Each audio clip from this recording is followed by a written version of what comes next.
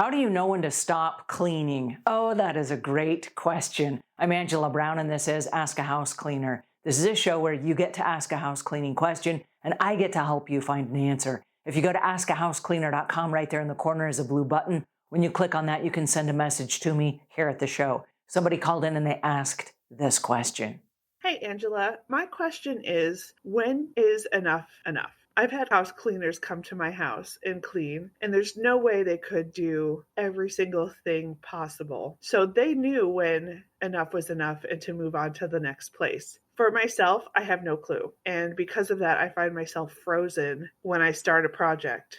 For example, I've just cleaned my hallway and it has gotten the deepest cleaning it's gotten in 7 years. But I still find little teeny tiny things and I can't bring myself to walk away and move on if there's a little bit of stuck on dirt in the corner or the molding or something. Like, at what point do you know that you're going to make a better overall effort if you just walk away and move to the next room?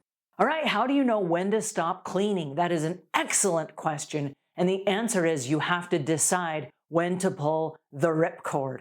The ripcord comes from the idea of jumping out of an airplane with a packed parachute on your back. And as you're falling through the air, you can fly as long as you possibly can until you reach a moment of, oh no, if I don't pull the ripcord, I'm going to land smack on the ground, and that might be the end of me, right? There comes a moment in every free fall where you have to pull the ripcord. Now, the ripcord in cleaning comes from having a time frame that you're working from. Now, you mentioned that house cleaners came to your house and they seemed to know when to move on. It's usually because they're working from a checklist and a time schedule. What that means is I have a certain number of things that I'm required to do in a certain amount of time. And so there's no luxury of cleaning something over and over and over and over again, okay? Now, I do know where you're coming from. I'm a perfectionist at heart myself, and I want to just keep cleaning because I believe that there's a certain standard of excellence, and then I also believe that everyone deserves to live in that same clean standard of excellence, right?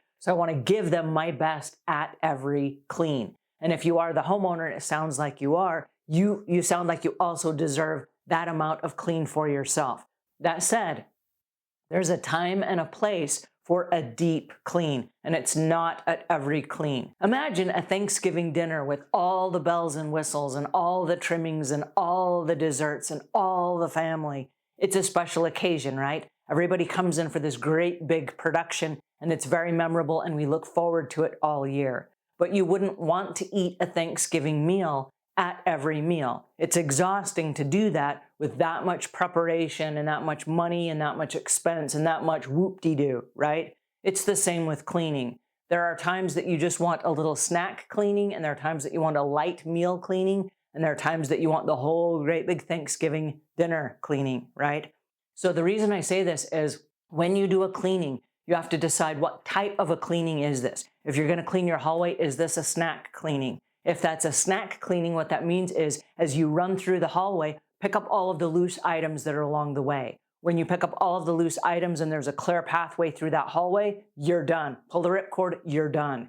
If you're going for a meal cleaning, what you may do is you might say, okay, I'm going to clear up all of the things that are in the path of the hallway, and I'm going to dust the baseboards on my way out. That would be the end of that job. When that end of that job is done, you're done. Even if there are little specks still on the baseboard, or if there's a marking on the wall or whatever, you're done, okay?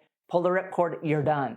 And so you need to get in the habit of saying, what does this job look like at the end of this particular type of clean? For example, let's say that you go in your bathroom and there's a vanity and a toilet and a tub and a bunch of different things to clean. What are you gonna clean? Then you have to ask, is this a deep cleaning where I'm going to go top to bottom and I'm going to clean everything? Or is this just a snack cleaning where you're going to go in and you're going to wipe all the horizontal surfaces? Horizontal surfaces means the top of the vanity, you're going to wipe the toilet seat, you're just surface cleaning, you're done, right? And you might put a time frame on that. Let's say no more than 10 minutes. 10 minutes, you're going to do as much as you can, pull the ripcord, you're done, get out of there. And so what happens is when you start thinking in terms of, I got to pull the ripcord, you'll start becoming aware of time. Now, we do this in my business all the time. And the term that we use is pull the ripcord. So you'll be in the middle of a project and you start having this feeling like I'm spending too much time on this. We tell ourselves, I'm going to pull the ripcord on this and I'm getting out, right? I'm getting out right now, knowing that at another time you can come back and always finish the project. But it's better to get some stuff done than to fall smack on the ground and time out because you never actually pulled the ripcord, right? So I want you to be conscientious of time. It's based on time, always based on time. There's a certain number, an amount of time you can spend before you're going to smack flat on the ground and it's a lost cause, right? So there will be time for deep cleanings, but most of our cleanings are going to be snack and meal cleanings. That's going to be the majority of what we do. So get in the habit every day of saying, oh, I've only got 10 minutes for this project. Go in and do as much as you can, pull the ripcord and get out. All right, I hope that helps. If it does, give us a thumbs up. If you got questions or comments, those go in the notes below. And until we meet again, leave the world a cleaner place than when you found it.